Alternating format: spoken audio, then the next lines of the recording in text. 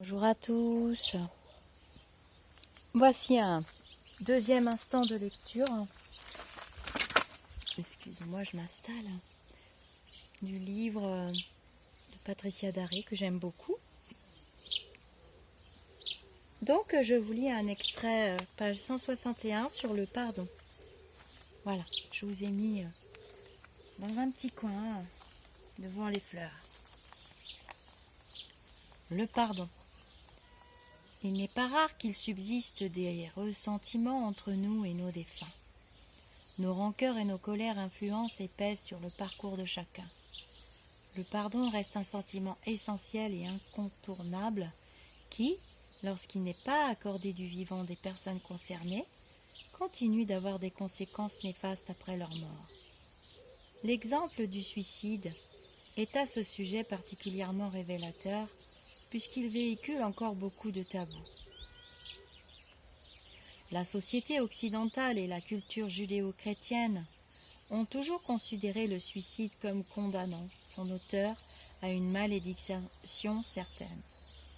Le poids du déshonneur rejaillissant en partie sur la famille du défunt. De plus, l'acte volontaire peut être ressenti par l'entourage comme un abandon délibéré. Il est donc assez courant que la famille d'un suicidé ne lui pardonne pas son geste. Si le suicide est toujours un drame quand il survient, il est préjudiciable de constater que l'idée que le défunt est maudit perdure. En tant que médium, je suis entré de nombreuses fois en communication avec l'esprit de personnes qui s'étaient suicidées, et il n'y a alors pas de malédiction ou de destin particulièrement effroyable que l'esprit se doit d'affronter. Ce qui peut lui arriver, c'est de ne pas passer tout de suite dans l'au-delà et d'errer un certain temps parmi nous. Il est à noter d'ailleurs que certains suicides font partie de la programmation de la personne. Ils sont alors prévus et s'inscrivent dans son évolution normale. Preuve de l'exercice de notre libre arbitre, il arrive également que le suicide ne fasse pas partie de la programmation. Ce n'est pas pour autant que l'esprit ne trouve pas le chemin de l'au-delà. En vérité, ce qui détermine l'errance d'un esprit de suicidé tient surtout au sentiment de culpabilité que son acte lui inspire. Cette culpabilité est d'autant plus grande et lourde à porter quand ses proches ne lui pardonnent pas d'avoir mis fin à ses jours. Je me souviens d'une fille qui m'avait demandé « Ma mère est morte, elle s'est suicidée. Pouvez-vous me dire si elle est dans la lumière ?» Rapidement, j'ai ressenti que ce n'était pas le cas, et je lui ai expliqué que cela ne voulait pas dire que sa mère était maudite, mais qu'elle était sur un chemin un peu plus pénible, retenue par quelques sentiments pesants. Puis l'esprit de la mère s'est manifesté et m'a expliqué les raisons de son errance. Je ne regrette pas mon geste, mais je ne peux pas avancer parce que ma fille ne me le pardonne pas. J'ai pu répéter le message à la fille qui m'a assuré qu'elle lui avait pardonné. J'ai souvent constaté qu'il y avait mépris sur le sens que l'on donne au pardon. Il ne s'agit pas d'une simple parole. Le pardon est un chemin. Le jour où l'on pardonne à quelqu'un, on n'a plus aucun ressentiment à son encontre. Il est facile de dire « j'ai pardonné », alors que l'on ressent toujours la rancœur et quelquefois la haine. Mais avec les défunts, on ne peut pas tricher. S'il y a du ressentiment, il peut être bloqué. Le pardon ne se distribue pas à tour de bras. C'est un acte responsable, lourd, mûrement réfléchi, qui n'a de valeur que par le chemin qu'il emprunte, qui peut être long, qui est pensé, évalué, soupesé. Pour savoir si l'on pardonne véritablement à quelqu'un, il faut se poser la question.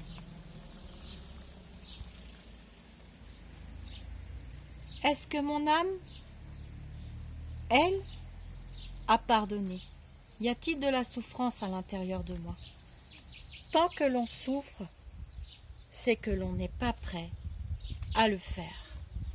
C'est un acte d'absolution totale qui vient du plus profond de l'être. Le pardon est un échange. Quand il est donné unilatéralement, il n'y a pas de vraie portée. On ne peut accorder le pardon qu'aux gens qui le demandent, car il est nécessaire que l'autre reconnaisse qu'il a fait quelque chose de blessant. Les deux parties sont alors engagées et le pardon devient possible. Pour cette raison, le vrai pardon libère les deux personnes concernées. Celui qui le reçoit est allégé du poids de sa culpabilité et celui qui le donne se débarrasse complètement de son ressentiment. Les deux se sentent par conséquent plus légers et apaisés. Car si la culpabilité est un fardeau, la rancœur, la haine sont autant de chaînes qui nous contraignent et nous accablent.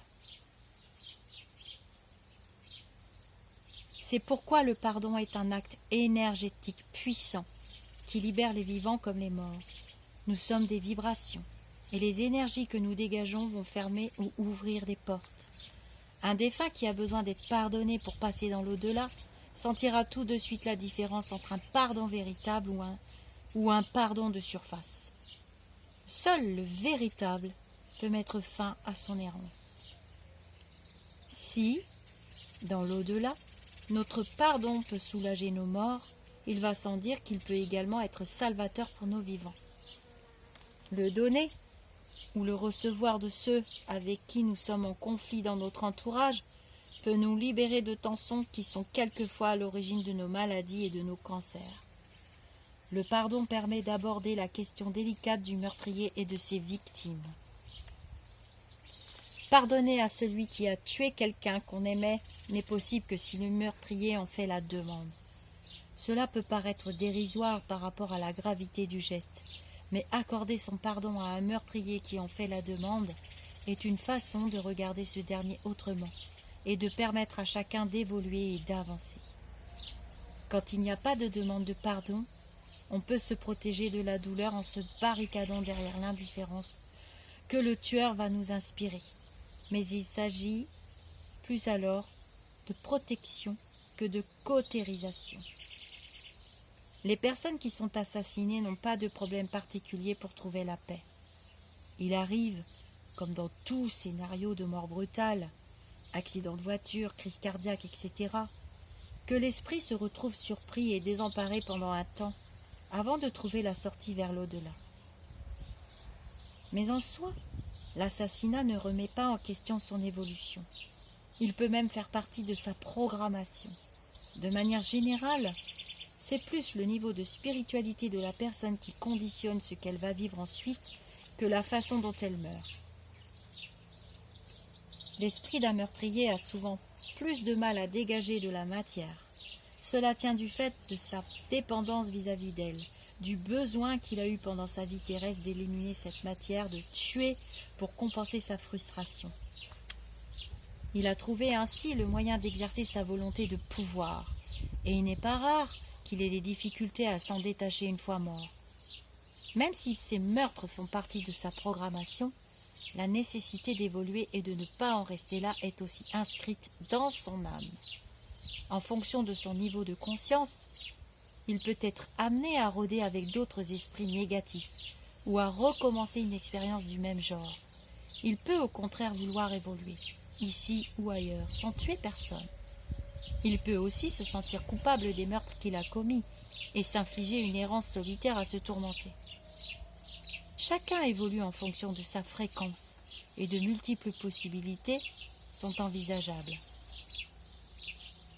L'errance des esprits est un chemin plus ou moins long selon les cas, et si elle est toujours une période d'agitation et de contrariété d'ordre psychologique, elle est également l'occasion d'une maturation et d'une réflexion. Par exemple, ma hiérarchie m'a ainsi informé que j'allais devoir aider dans les mois à venir de faire passer l'esprit de Gilles de Rais.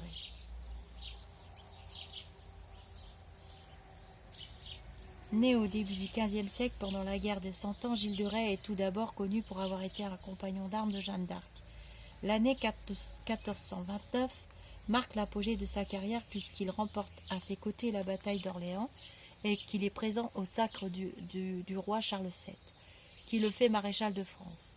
Cette image éclatante est ternie par les dernières années de sa vie, durant laquelle, ruiné, il aurait fait appel à de nombreux alchimistes pour retrouver sa fortune et sa gloire perdue, n'hésitant pas à violer des enfants et à les offrir en sacrifice au diable pendant des messes noires. Il comparaît devant une cour civile et une cour ecclésiastique, et s'il refuse de répondre à ses juges dans un premier temps, il finit par confesser tout ce dont on l'accuse. Il est donc condamné à mort en 1440. Sa figure de tueur en série a traversé les époques et a souvent été assimilée à celle du personnage du conte populaire Barbe Bleue. Ce n'est pas moi qui choisis les esprits que je dois faire passer. Cela ne se fait pas selon mes humeurs et mes goûts, mais bien selon ce que ma hiérarchie estime être nécessaire. La perspective d'être en contact avec l'esprit de cet homme me rebutait, et dans un premier temps j'ai refusé de communiquer avec lui. Youssef El-Mabsout, qui m'a aidé à rédiger ce livre, a accepté ma proposition de poser directement des questions à l'esprit de Gilles de Rais pendant que je le canalisais en transe. L'occasion s'est présentée le 29 septembre 2012. L'entretien a été enregistré et en voici la retranscription. Donc là, elle fait la retranscription de tout l'entretien. Bon, c'est assez long, donc je ne peux pas vous lire le livre en entier. Mais j'avais envie de vous lire le passage le plus important qui m'a énormément parlé sur le pardon et que je rejoins tout à fait, puisque ayant croisé, comme Patricia Daré, de nombreuses fois des personnes suicidées ou toutes sortes d'entités, on reconnaît tout de suite un petit peu à qui on a affaire. Donc du coup, je vais passer à la fin du paragraphe. De manière générale, j'ai remarqué que les défunts ont une perception du temps très différente de la nôtre. Les années et les siècles passent, mais la plupart ont du mal à comprendre que nous ne vivons plus à leur époque. Bien souvent, ils réagissent comme s'ils étaient morts peu de temps auparavant, comme si des siècles entiers n'avaient été que quelques heures. Le fait de ne plus vouloir de corps physique semble les extraire de la temporalité, au sens où nous l'entendons. Dans le cas de Gilles de Rais, même s'il n'a pas conscience qu'un peu moins de 6 siècles ont passé depuis sa mort, il semble trouver le temps long du fait qu'il erre dans cette solitude et cette noirceur. Il n'a pas conscience d'utiliser mon corps physique pour s'exprimer. Et s'il utilise une langue qu'il ne reconnaît pas lui-même, car bien différente de celle qu'on utilisait au XVe siècle, c'est sûrement parce qu'il puise dans mon cerveau le vocabulaire actuel. Voilà. En fait, c'est vrai qu'elle explique que la communication se fait d'esprit à esprit et il n'y a pas la barrière de la langue quand on communique avec un esprit, l'esprit d'un défunt. De même, on se connecte aussi sur les vivants. La transmission de pensée, c'est pas un scoop. Je vais laisser passer le petit avion. Déjà, ça a recommencé. Hein. Les avions, les voitures, les camions. La déconfiture est là. Bon, le déconfinement, le confidois, le déconfiture. Donc souvent, après, elle repart dans une autre phrase. Si ma hiérarchie me demande de l'aider maintenant, c'est qu'une prise de conscience est possible pour lui. C'est qu'il en est prêt à avancer. Alors, même si l'obscurité qui l'entoure dépend des sentiments négatifs qu'il ressasse, elle est aussi le reflet de notre condamnation. Donc, en fait, c'est vrai qu'on les reconnaît un peu parce que souvent je les vois loin de moi, ce qui veut dire pour moi que mes esprits lumineux, mes petits lumineux me protègent de cet esprit, parce que quelquefois vous demandez quand même un contact. Or, vous n'avez pas conscience que ça peut être douloureux pour le défunt. On parle quand même des suicidés là, et puis bon, des esprits quand même un petit peu particuliers. Nous en sommes tous très très entourés, c'est normal, hein, c'est tout à fait normal. Et quelquefois, vous n'avez pas conscience que l'esprit est torturé, il n'est pas monté, il va pas très bien, et vous finissez par me dire oui, il s'est suicidé, ou alors voilà, nanani, nanana, d'accord, mais enfin bon, vous auriez pu le dire avant, on aurait gagné du temps.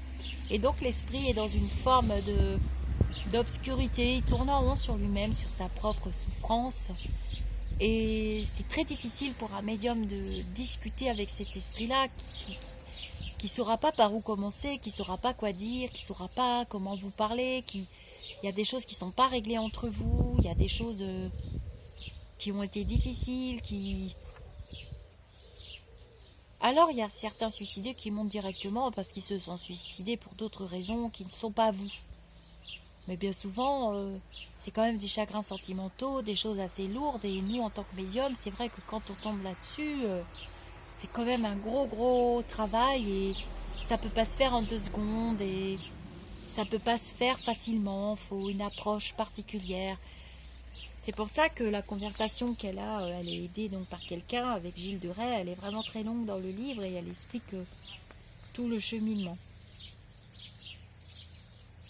C'est un très bel exemple de pardon, donc elle a fait, Patricia Daré, donc dans le livre là.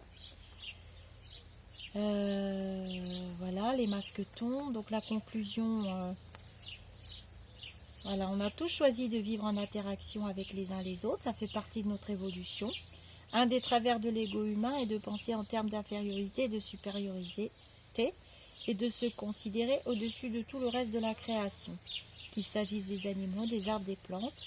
En voulant tout contrôler et en nous sentant supérieurs, nous sommes sortis de l'équilibre naturel que nous avions avec les éléments.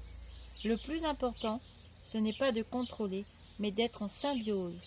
Chacun des souffles humain, animal, végétal, minéral est différent, mais tous nous formons une chaîne et sommes indispensables les uns aux autres. Donc elle explique tout ça. Et j'en reviens du coup à vous parler de ce fameux taux vibratoire que je remercie Marie dans le groupe de le calculer à ma place. Ça me permet de faire des vidéos, je gagne du temps. Et quand on calcule votre taux vibratoire, on voit ceux qui vibrent dans des dimensions très hautes avec le chemin du cœur et le chemin spirituel. Et puis on voit ceux qui ont un calcul correct. Et puis on voit ceux qui sont en dessous et on voit ceux qui sont un peu au-dessus. Ça permet, voilà, le taux vibratoire qui se calcule avec un pendule et un biomètre se calcule. Voilà. Donc je vous remontre quand même le livre. Je vous ai pas lu là. Bon, vous connaissez Patricia Daré ou pas? Bon, elle est quand même très connue cependant. Donc, forte de ses expériences extrasensorielles, Patricia Daré nous apprend à mettre des mots sur ce que nous ne voyons pas et qui pourtant nous influencent, nos défunts et nos guides, mais aussi toutes les mémoires que nos ancêtres ont laissées derrière eux. Elle nous explique l'impact de l'au-delà sur notre existence et comment être plus à l'écoute de cette âme qui nous anime. Ces perceptions viennent également se confronter avec la science, nous dévoilant un monde nouveau où la médiumnité se met au service des découvertes archéologiques et des connaissances historiques. Un témoignage qui bouscule nos idées préconçues et nous incite à nous interroger, à regarder nos vies différemment, toujours dans le souci d'être plus responsables et heureux. Voilà, c'est Patricia Daré est une journaliste qui a vécu un drame, plusieurs expériences qui ont débloqué sa médiumnité. Je vous rappelle que le mot médiumnité, médium et toutes les sortes de médiumnité ont été posées par Allan Kardec. J'ai fait des vidéos, je vous en ferai d'autres sur Allan Kardec. Je vous laisse un petit instant en contact avec la nature, puisque quelques-uns et quelques-unes d'entre vous m'ont rapporté qu'ils écoutaient mes vidéos le soir ou à des moments perdus et qu'ils aimaient bien écouter aussi la nature. Donc je vous prête un morceau de nature. Alors je fais comme vous, quand j'écoute Monsieur Boutboul ou que j'écoute d'autres vidéos, je suis abonnée aussi à des chaînes YouTube, mais je mets mon casque et je vaque à mes occupations. C'est pour ça qu'il n'est pas toujours nécessaire qu'on soit sur la vidéo, sur le devant de la scène. Je trouve que la nature est bien plus belle. Alors, je ne sais pas si vous allez le voir. Il y a un petit bourdon qui butine. Alors, je sais qu'il y a des personnes qui sont dans les villes.